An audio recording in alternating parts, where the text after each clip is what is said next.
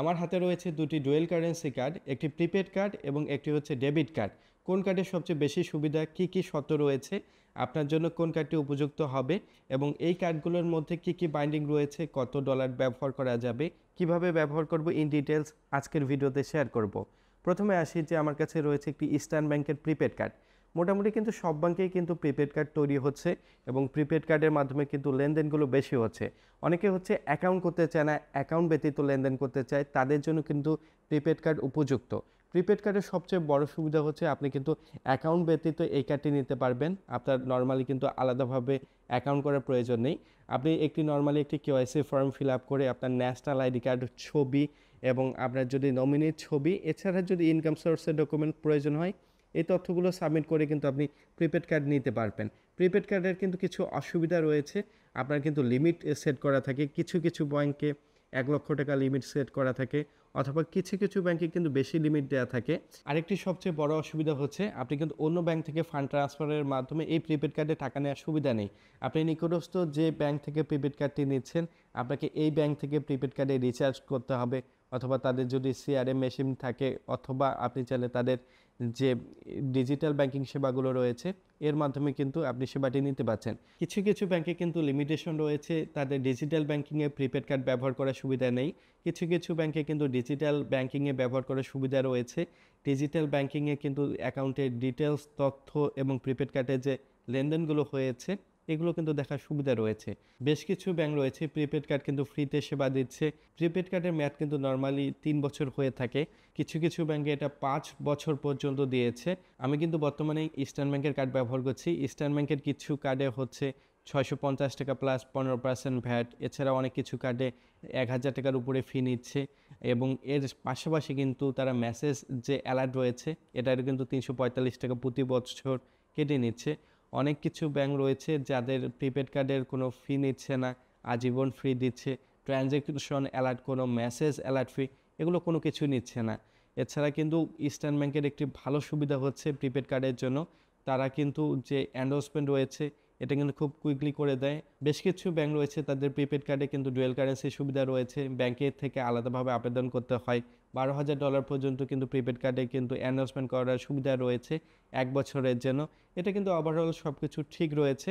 আমি মনে করব যারা স্টুডেন্ট, যারা হচ্ছে অ্যাকাউন্ট ব্যতীত কার্ড নিতে চান, তাদের জন্য প্রিপেড কার্ডটি উপযুক্ত। আমি যে ইস্টার্ন ব্যাংকের ডুয়েল কারেন্সি প্রিপেড কার্ডটি ব্যবহার করছি, তারা কিন্তু দেশের বাইরে ব্যবহার করতে দিচ্ছে। দেশের বাইরে e commerce transaction, post transaction সব কিছু করতে দিচ্ছে।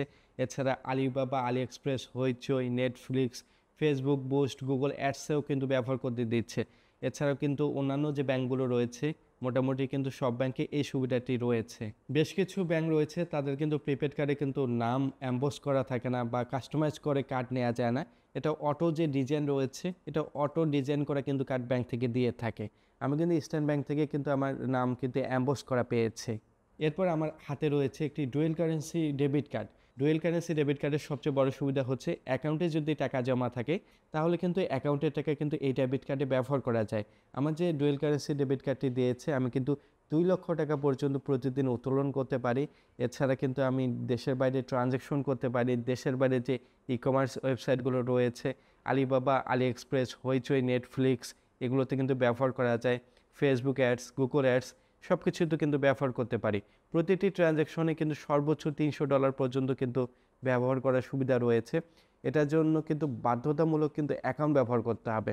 আপনার যদি যারা চান যে অ্যাকাউন্ট প্রয়োজন, পাশাপাশি একটি কার্ড প্রয়োজন, আমি মনে করব তাদের জন্য যে ডুয়েল কারেন্সি ডেবিট কার্ড রয়েছে তাদের জন্য এই ডুয়েল কারেন্সি ডেবিট কার্ডটি উপযুক্ত। বর্তমানে কিন্তু বাংলাদেশের ম্যাক্সিমাম ব্যাংকে ডুয়েল কারেন্সি ভিসা কার্ড বা মাস্টার কার্ড দেওয়া হচ্ছে। এই ডেবিট কার্ডগুলো কিন্তু বর্তমানে ফিচার হিসেবে ব্যাংকের সেবাগুলোতে রেখেছে।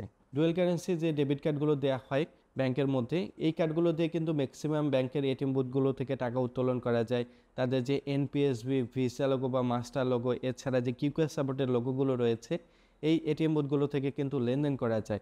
এক্ষেত্রে কিন্তু প্রিপেড কার্ডের জন্য কিছু বাইন্ডিং রয়েছে। কিছু কিছু ব্যাংকে কিন্তু তাদের যে এটিএম বুথগুলো রয়েছে শুধুমাত্র তাদের এটিএম বুথগুলো থেকে কিন্তু টাকা উত্তোলন করার সুবিধা পাওয়া যায়। প্রিপেড কার্ডের আরেকটি ভালো সুবিধা হচ্ছে প্রিপেড কার্ডে কিন্তু ক্যাশব্যাক অফার থাকে। অনেক সময় যে বিভিন্ন মার্চেন্টগুলো রয়েছে মার্চেন্টগুলোতে কিন্তু প্রিপেড কার্ডে ক্যাশব্যাক দিয়ে থাকে। অনেক কিছু ব্যাংক রয়েছে তারা কিন্তু ক্যাশব্যাক আকারে সুবিধা দিয়ে থাকে। এছাড়াও কিন্তু ডেবিট কার্ডগুলোতে কিন্তু বেশিরভাগ ব্যাংকে কিন্তু ক্যাশব্যাক দিচ্ছে এবং তাদের কিন্তু যে বিভিন্ন মার্চেন্টগুলো রয়েছে এখানে পস ট্রানজ্যাকশনগুলো কিন্তু ক্যাশব্যাকের অফারগুলো প্রোভাইড করছে। এই হচ্ছে ডুয়েল কারেন্সি প্রিপেড কার্ড এবং ডুয়েল কারেন্সির ভিসা ডেবিট কার্ড। আমার কাছে কিন্তু ডুয়েল কারেন্সি ভিসা ডেবিট কার্ডটি ভালো লাগে, কারণ আমার এটা অ্যাকাউন্টের সাথে লিঙ্ক থাকে। আমি অন্য ব্যাংক থেকেও কিন্তু ফান্ড ট্রান্সফার করে নিয়ে আসতে পারি এবং আমি কিন্তু অ্যাকাউন্টে টাকা থাকলে কিন্তু এই টাকাটি ব্যবহার করতে পারি। বিকাশ অথবা নগদের মাধ্যমে কিন্তু আমি কিন্তু ফান্ড ট্রান্সফার করতে পারি। এছাড়াও কিন্তু আমি বিকাশ এবং নগদে কিন্তু টাকা অ্যাড মানি করতে পারি। প্রিপেড কার্ডের ক্ষেত্রে কিন্তু কিছু বাইন্ডিং থাকে। আপনি বর্তমানে কোন কার্ডটি ব্যবহার করছেন, প্রিপেড কার্ড নাকি আপনার ডেবিট কার্ড? কমেন্ট করে জানাবেন। ভিডিওটি ভালো লাগলে লাইক করবেন, ননস্টপ টেক চ্যানেলটি সাবস্ক্রাইব করবেন। ধন্যবাদ।